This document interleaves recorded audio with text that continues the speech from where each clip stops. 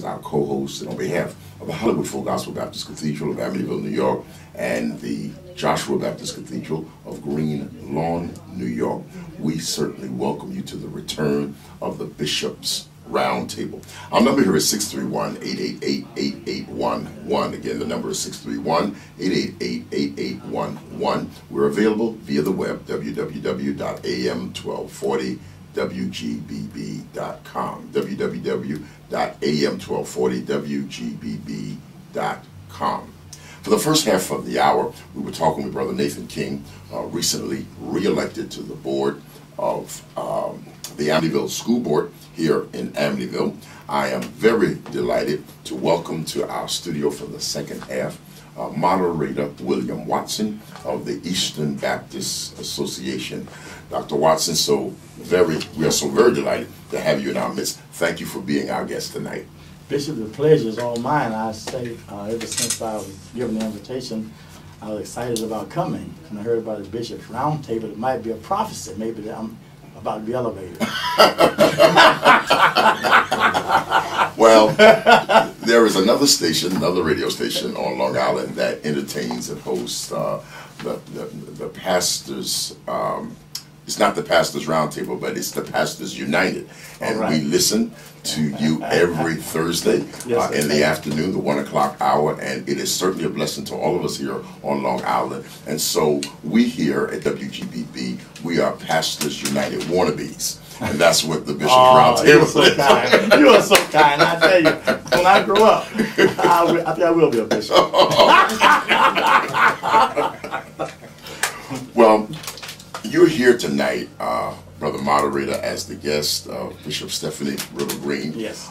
Both of you share roots in terms of your home church. Mm-hmm. You both came out of the same place in Hempstead. Let's talk a bit about that and your home at Faith Baptist Church in Hempstead. Well, I guess it was one of the most exciting things that I can remember growing up in Faith, because as you know, Faith had a lot of preachers. In 1991, we celebrated our leader, Dr. Joseph Howell. At that time, he had licensed and ordained over 71 preachers. And many of us had gone out to other venues at that time, but it was just such a great time. And all of us seem to have taken a lot of root and just seem to be doing rather well as it relates to our teaching, our upbringing, because there was something about that church that just seemed to breed preachers, and we were able to grow up as a family. And even though, as families do, people choose different geographical locations, but they remain spiritually connected. And that's what we are. Even though Bishop Riddle Green certainly is well traveled since we left Faith, but we've never lost connection. We got the family connection, the family ties, and basically that's how it is. And it's just such a wonderful experience, because Dr. Howell, as you know, was one of the most unique preachers of our time, and charismatic. You know, he kind of like led the way in the Baptist field, being charismatic. Sure, and so we thank God for that. And so it was just seemed like there was something magical about faith, and so we just appreciate the experience. And even to this day, as you know, Dr. Gerald Brown has been there for the past 12 years, but we still have the fellowship there. And when we go back home, it's like one big reunion. Great. So it's just such a great place to have been. And from Faith, you're apparently now at St. John in Westbury. And so what was that transition like? Transition was like excellent, because my first years of being at St. John, now I just celebrated 26 years as pastor there, and the transition was kind of humbling, because at Faith, most of us that went out to pastor didn't really want to leave.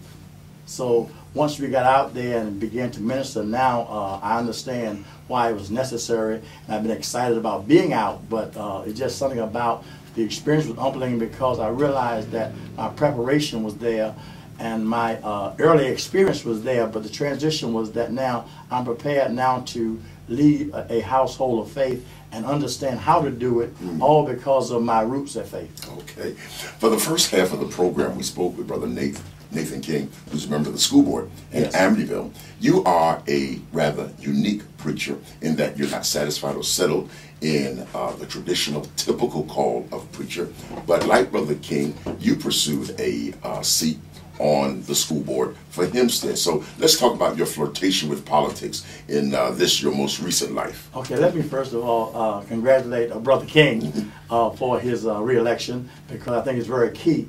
And I guess it's like when you flirt, I guess you have intentions of actually achieving a goal, or you actually really conquering whatever you flirt with.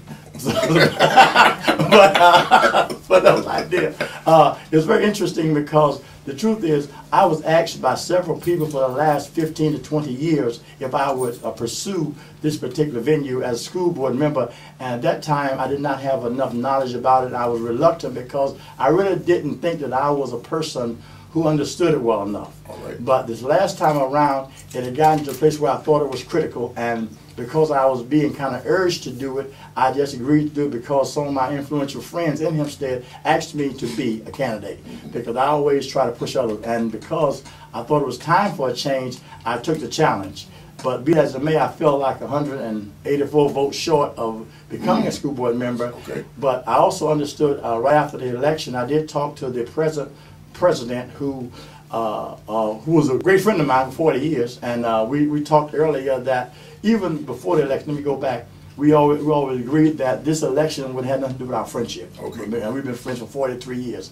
And so, but the whole idea, we had different views. And so basically, after the election, you know, we talked, and then on yesterday we talked again, and even today, because it is necessary that we heal Hempstead, and we agreed on that. But Hempstead is hurting. And so basically, we feel like we can take this experience from the campaign, because when you get the kind of support that I did, it means that I'm in the game. And so basically, Sure. and everybody must recognize when a person can get over 75% of a vote, even though someone else wins, it mean that there's somebody out there listening to me. Sure. And so, and basically, that's where I am. So I'm saying now, it was an humbling experience, because one thing I would say this, I often tell people, when I'm in any kind of a race, I'm not afraid to win or lose.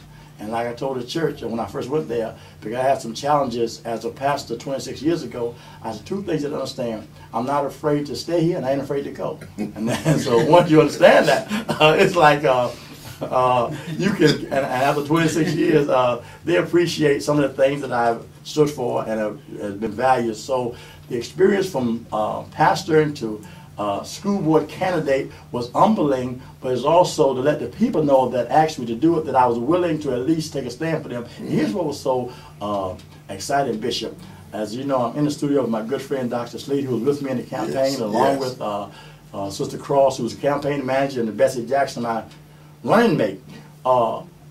At least 40 to 50 people said to me on the way in, I'm so glad that you are in this race, because you've always stood up for us. And people that know that you will stand up for them, they made me feel like a winner. And so I'm happy that I did it. And I even said, and they asked me, would you do it again? I said, of course I will, if the need arises. But what I'm thinking now, I think that we can take this experience. And I will still offer advice to the present board, and some of them who are friends, some are foe. But the bottom line is that I keep saying, I'm not afraid of the devil. And there's come a time you had to challenge the devil head on. And basically, some people that set in these positions are just evil. But then we happen to have a president now who's a very nice person, or a local deacon of a local church, who's a friend of mine, and we agreed that we're going to work together to make Hempstead better, and that's my next move. But naturally, I didn't want to lose. In fact, I thought I won. I so many people. It was like having church in the parking lot. Everybody they come up shouting. So when we started shouting, I didn't realize that the shouting wasn't going to do it. But anyway, it's like. I feel like I won for the people, and the people know in Hempstead that if I stand with you, and I'm not going to lead the challenge. That's the humbling experience, but it's also rewarding to know that people still trust you, and they need hope, because as you know, in a bad economy, in a time when people are really hurting, they need to know that there's somebody there that can get in the doors they can't get in, that will speak up. And be honest with you, I'm in a lot of doors, and one of the things I thank God for is that when people try to satisfy me, I make sure they understand I'm not satisfied unless all of us are satisfied.